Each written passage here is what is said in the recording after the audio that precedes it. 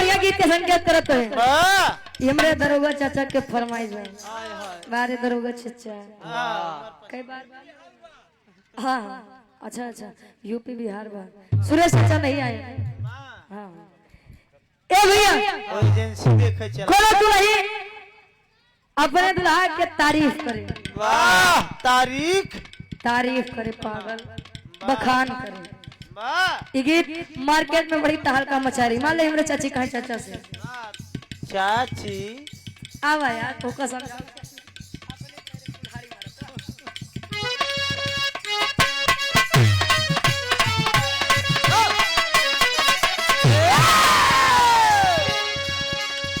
झारस जब बाल सैया जी लागस कमाल सैया जी भारत जब बाल सैया लागत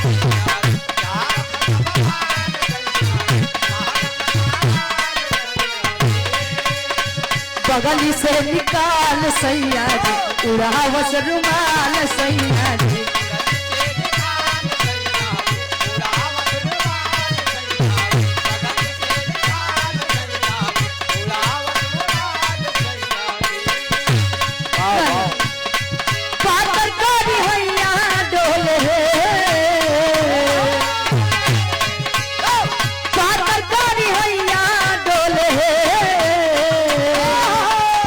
नदिया के पीछे कैसे नैया डोले वो सही मोर सैया डोले कैसे नैया डोले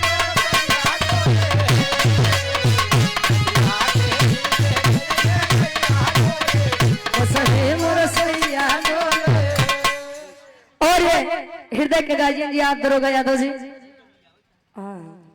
श्रोता सम्राट गीतानगर प्रतापगढ़ से 200 रुपए आशीर्वाद के चारे कहे पातर कारी हैया डोले पातर कारी हैया डोले नदिया के पीछे कैसे नैया डोले वो सही मोर सैया डोले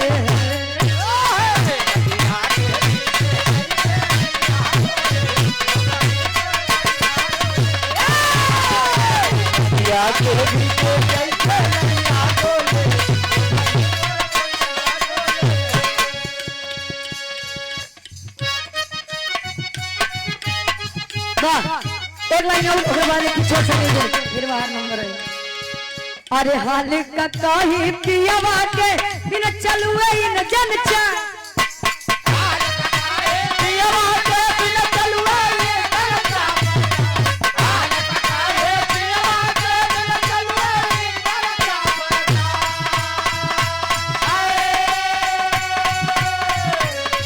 अरे हाल का कही पियावा के बिन चलुए इन जनचा पता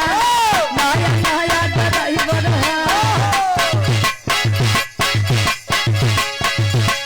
अरे नया नया ड्राइवर हो रनवे भाई भाई रनवे भाई और आप सम्मानित पुनः हमारे हृदय के गार्जियन जी आप गीतानगर प्रतापगढ़ से चलकर आए हुए हमारे हृदय के गार्जियन जी दरोगा यादव जी ये 500 रुपए देकर सम्मान किए आशीर्वाद के चारी के मुझे अपनी कलम में कामयाब है अरे परेशान न हो लोग चाह देता कहे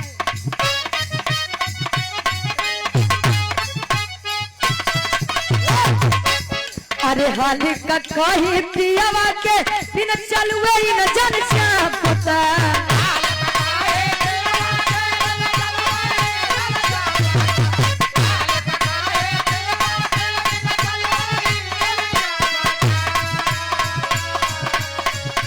हाल का कही पियावा के बिन चलुए न जन पता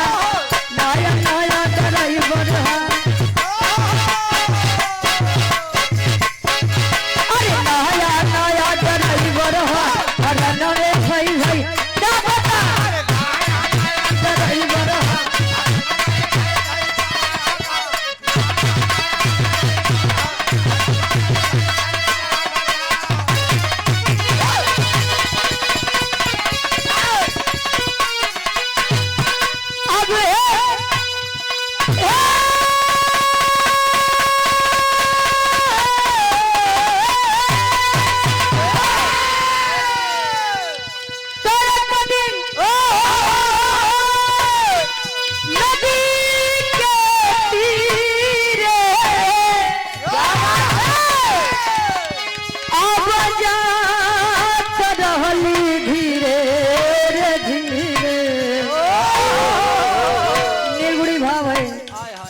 संसार के लिए, बाबा सांसारिक मोह माया के लिए वाह कहे आया है सो जाएगा राजा रंग फकीर। वाह कोई विमान पे चढ़ चला कोई बंधा जा,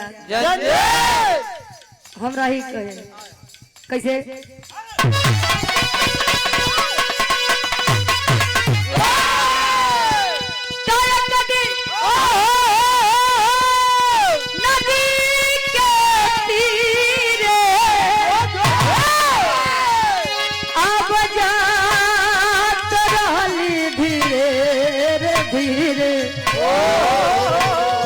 हम आखी देखनी, अरे हम आखी देखनी त सुंदर शरीरिया यज्ञ में जाना, हम आखी देखनी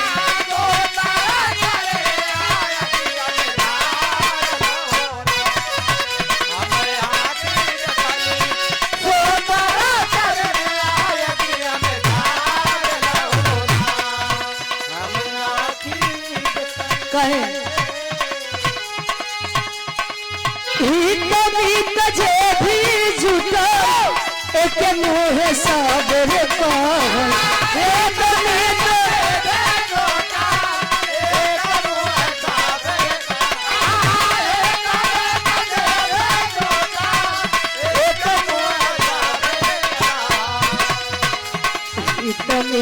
जे भी जुटो मुझे सवेर कहल अब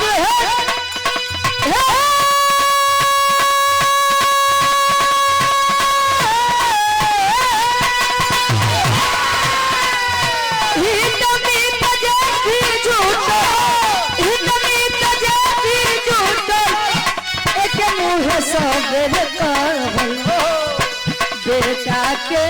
मरले और बेटा के मरले तब बाबूजी के नासरत नवाजार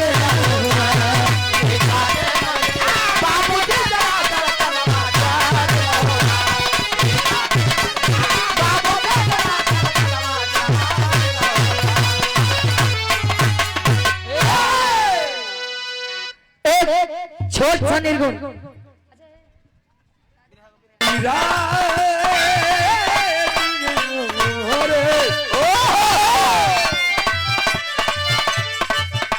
हर फोटो हम सबके देखवले बानी,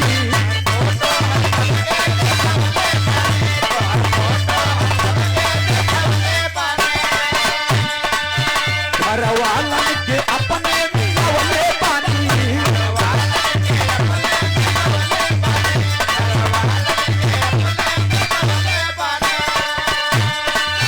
तो हर फोटो हम सबके देखवले बानी, घरवालन के अपने मिलवले बानी। बाबू गलम करे बनब दूल्हे राजा लेके बैंड बाजा,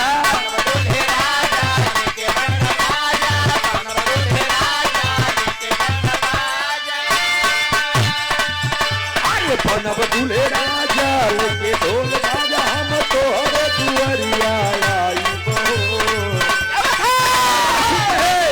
तोहरा कैसन सुनर लईकी,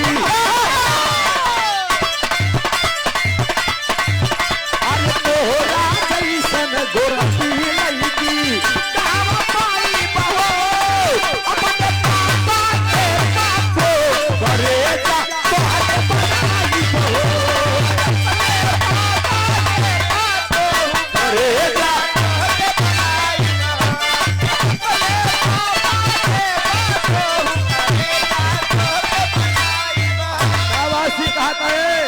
लड़की का ना रे बाबा ना, अरे हम ना तब लड़कवा कहा तू हमके हलुका में ले ले बानू हल्के में, सुना सुना प्यार हम कैसे करब हमार तरीके अलग रही, तोहके अखिया में राखा चाँद तारा जाई ना, तोहके अखिया में राखा चाँद तारा जाई ना, तोहके अखिया में राखा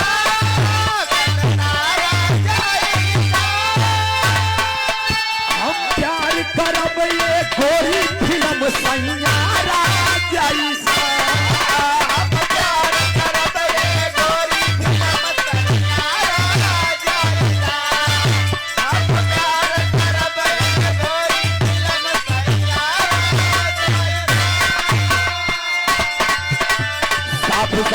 तोल के वजन तो हर तोल के तोल के वजन तो हर तोल के तोल के वजन तो हर तोल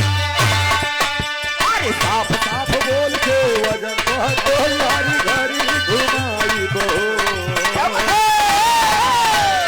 तोहरा कैसन सुनर लईकी अरे तोहरा कैसन गोरती लईकी कावा पाई बहो अपने मम्मी के पातो करे जा तोहर के बनाई बो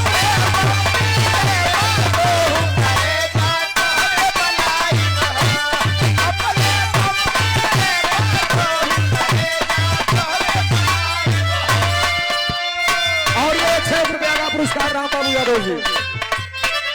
इस भाव पर प्रसन्न होकर बहुत बहुत नमस्ते बा प्रणाम पर लड़किया के उम्र कम रहे शादी हो गई मर्दवा तनी दारू रूपी के आए रहे लड़किया का बे देखा बाबूजी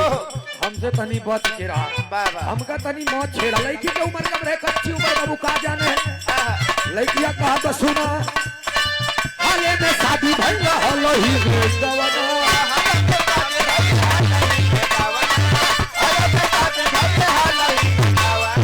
तब तक मर्दवा कलाई गए पिए के लोक में फिर लड़की कहा छोड़ी की राजा ये कोई छोट बहुत खेलो बना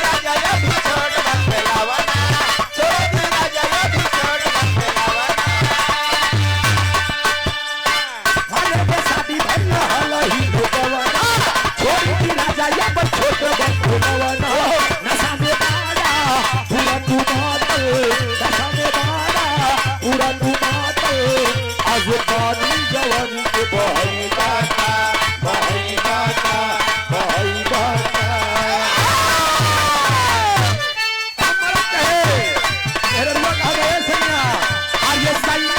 मोरा भई के तोरा सैया मोरा भई के तोरा घोड़ा पे चढ़ल बाटा एक रात में चार पार ले गई बाटा एक रात में चार पार ले गई मैं जेबे भाई सुधर जेबे एक के रात में चांद के पार कहते तो तू चांद के पार लेके जाता पगलऊ कहूं के लेकिन एक बात कहूं हे गोरा है उम्र में ही लवले बाड़ू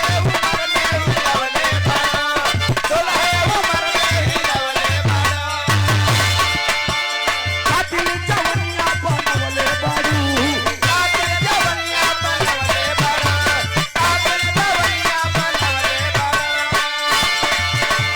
छोरो है उम्र में ही लवले बाड़ू कातिल जवनिया बनवले बाड़ू लइका कहता पारे के उम्र में लवला तो के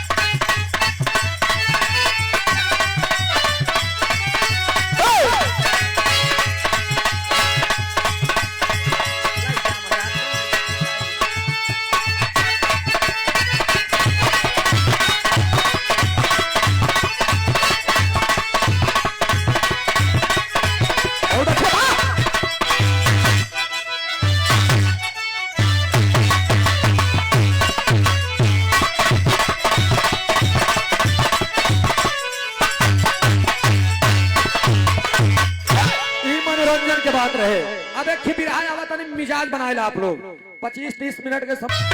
एमे दुइये गाय का सक्सेस जाए, एमे दुइये गाय का सक्सेस जाए का जान लिया दोनों वहां सक्सेस जाए और ढेर जने तो वो नहीं कर कहना पड़ा कैसे सात नदियां परवा से सात नदियां परवा से मोरा भैया औले रे नदी मोरा भैया औले रे नदी मोरा भैया औले रे नदी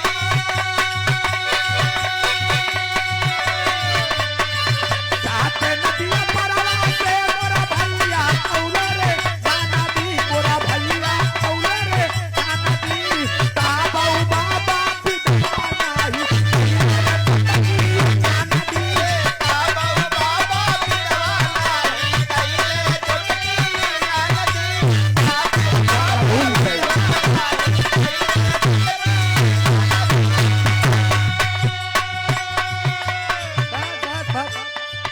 जानत हम फरमाइश के आगे अपन पब्लिक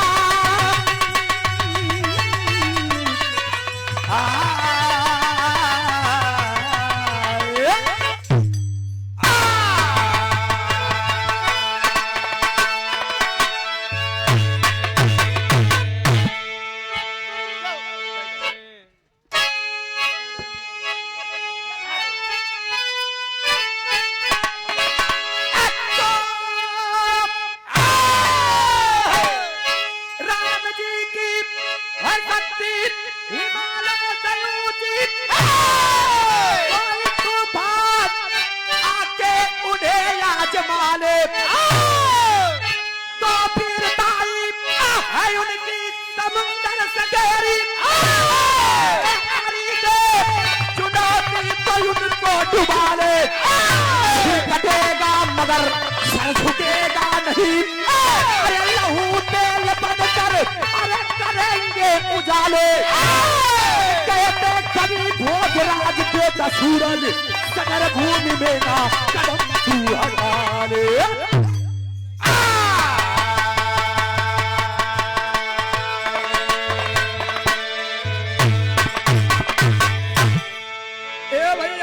पैसा राम जी की है शक्ति हिमालय से ऊंची कोई तूफान आके उन्हें आजमा ले। अबे कल है लिखबे भाई बिरहवा वीरताई है इनकी समुद्र से गहरी। अरी दे चुनौती तो उनको डुबा ले सिर कटेगा मगर सिर झुकेगा नहीं रुचि भूत तेल बनकर करेंगे उजाले। कहे कभी भोजराज है बेटा सूरज युद्ध भूमि में गलती से कदम न हटा ले।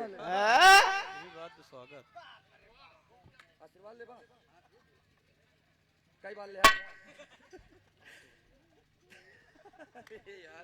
ये ढोलक के बहुत ही शानदार वादक हमारे छोटे अनुज मंजीत भदोही से ना हो सूर्यावा अरे हो भदोही में तो बस सूर्यावा इलाहाबाद में थोड़ी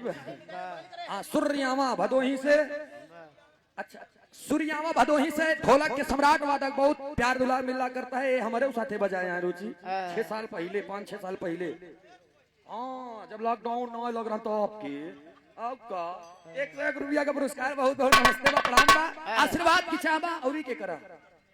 लाल बहादुर यादव महेंद्रू से 101 रुपया का पुरस्कार आवा।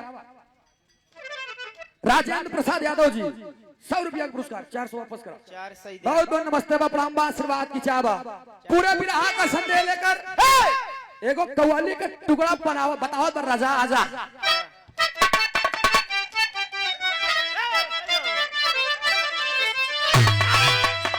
दिल फेंक सिक्का था अपने मासूका के याद करके। और कहा भाई तुमने मेरे दिल को कांच का खिलौना समझ करके खेला है, टूट गया। लोग कहते हैं दिल टूट गया और डॉक्टर कहते हैं दिल में कोई हड्डी नहीं होती।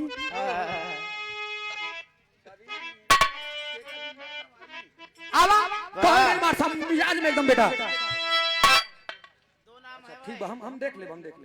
मुलायम सिंह यादव जी, ग्राम खुदियापुर, अतुल यादव संचालक, लक्ष्य कोचिंग क्लासेज, गरियाओं जौनपुर की धरती से 200 रुपया का पुरस्कार। बहुत बहुत नमस्ते बा, प्रणाम बा, आशीर्वाद दे हम बच्चे कला में कामयाब रहे।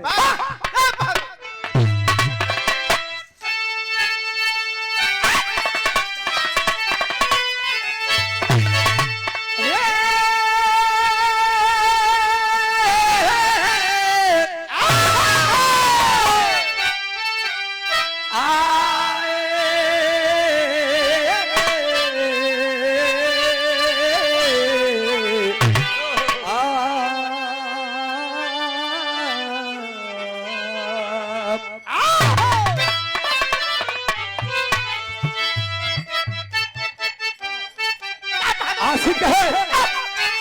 अरे तोर याद अरे जान के शीशा अरे तोर याद अरे जान के शीशा अरे मीठा चला के अरे मीठा चला के नजरों में तेरे जाना है जान का समंदर।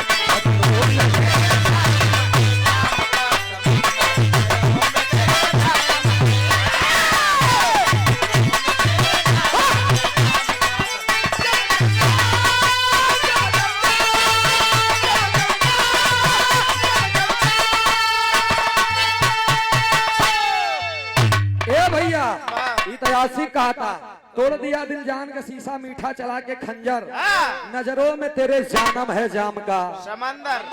समंदर। लेकिन होत का भाव में कहल गया कैसे?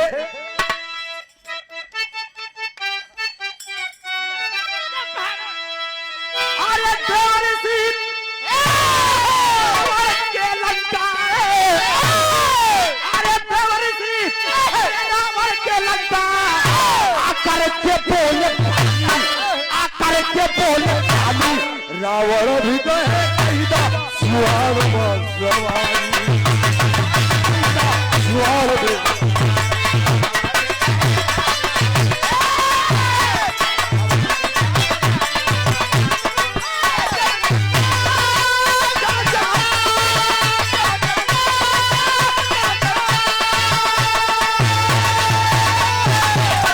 कवि जी मानिए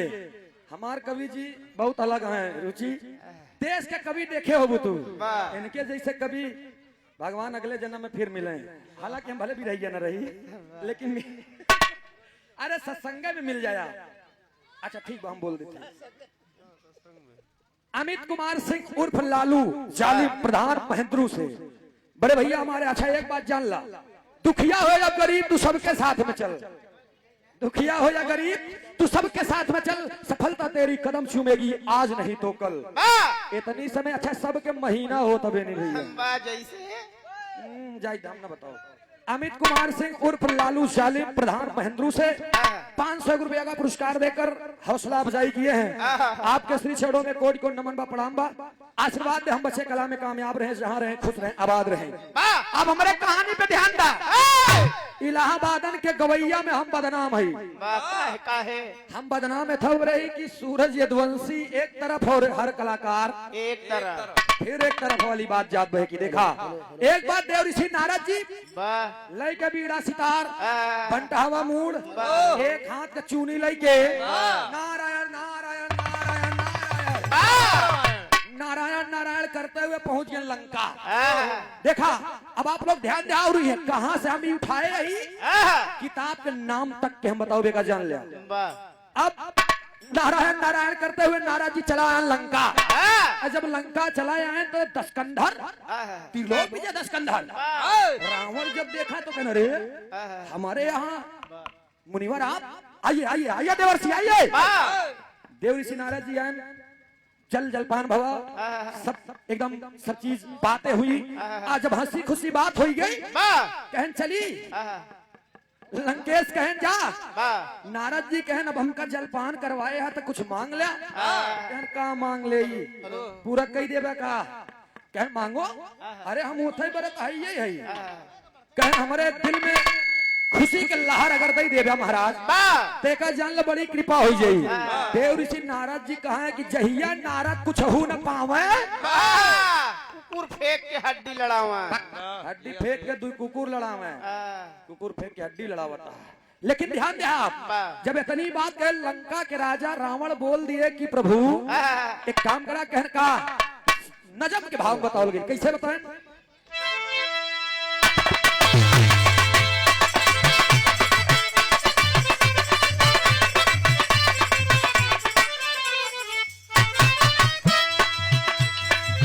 आए हैं नारद अरे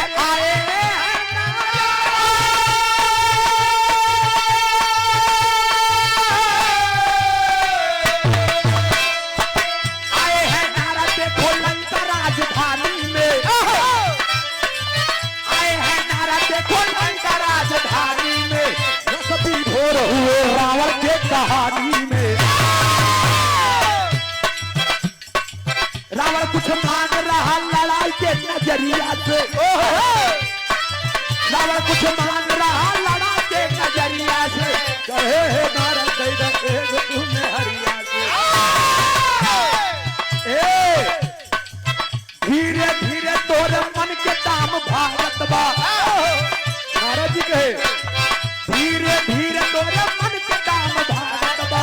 रावण कहे मत मस्त काम जागत बा बस बात ही बात पर कुछ बात ऐसी हो चली बात ही बात पर कुछ बात ऐसी हो चली बात ही बात पर कुछ बात ऐसी हो चली बात ही बात पर कुछ बात ऐसी हो चली सच्ची बात पर मानता हो चली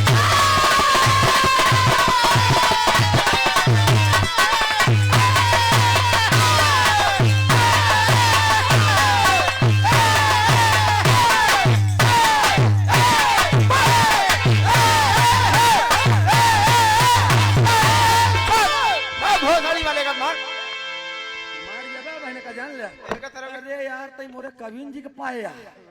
शुरू देबे टेढ़ हो जाइए खड्डी खाइए यहाँ बेचारू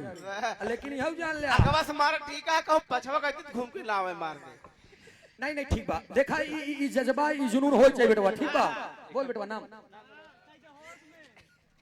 प्रदीप आपके तरफ से 100 रुपया का पुरस्कार light centre Pradeep light centre 100 रुपया का पुरस्कार धर्मेंद्र सिंह सेठ महेंद्रू से 100 रुपया का पुरस्कार भैया के नमस्ते बा प्रणाम बा आशीर्वाद की चाहबा ए भैया देव ऋषि नारद जी कहन रावण मांग लो मुझसे क्या मांगना चाहते हो रावण कहन महाराज कहन कहा कहन बताई दे कहन हाँ बताए तब उनके मन में 162 होइला और जब 162 होइला तब रावण कहन बताई दे कहन हाँ कहन पूरा करबा तिरवाचा बनवाए देन कि पूरा करबा नारद जी कहन पूरा जरूर करब देव ऋषि नारद की बात सुन करके रावण कहन हमका हमारा उम्र समय हो ये देव ऋषि नारद जी अब हम हो के व्यवस्था कैदा कहन मतलब कहन कोनो ऐसी नारी लड़की नारी बहुत है अरे दीवाने हैं सब हमारे लेकिन कोनो ऐसी नारी की व्यवस्था करा जो बड़ी सुंदर रहा है यानी वो करे आगे केहू रहा ना करे नारद जी दिमाग लगाए ओ माय गॉड दिमाग लगावे पड़ी देव ऋषि नारद जी दिमाग लगाए और बताए दे कहन सुनाए हम बतावत है लेकिन बताना काम हमारा है और ले आने का काम आपका कहन बतावा कमन बाटे कहन तीनों लोक के मालिक भगवान श्री शिव शंकर जी की अर्धांगिनी विश्व में सबसे सुंदर है अब बतावा स्वयं माते स्वयं जगत जननी जब इतना बात सुने रावण उठ के खड़ा हो जाने रे बतावा हमारे गुरुवई जी के मेहरारू तू बताई दे नारद जी के सबसे सुंदर मेहरारू बात करे रहे हम बताई दे अब उनसे सुंदर मेहरारू तो का मिली अपनी ध्यान दिया सुने में अटपटा लागी लेकिन हम बताए ना हम किताब तक के नाम बताओ कि कहाँ मिला बा जब एक बात होगी तो रावण कहे ठीक बा इधर झगड़ा फिट कह दे जब झगड़ा फिट कह दे देव ऋषि नारद जी तो नारायण नारायण नारायण इतना कह के चल देने का तर्ज लग गई मार साहब। अच्छा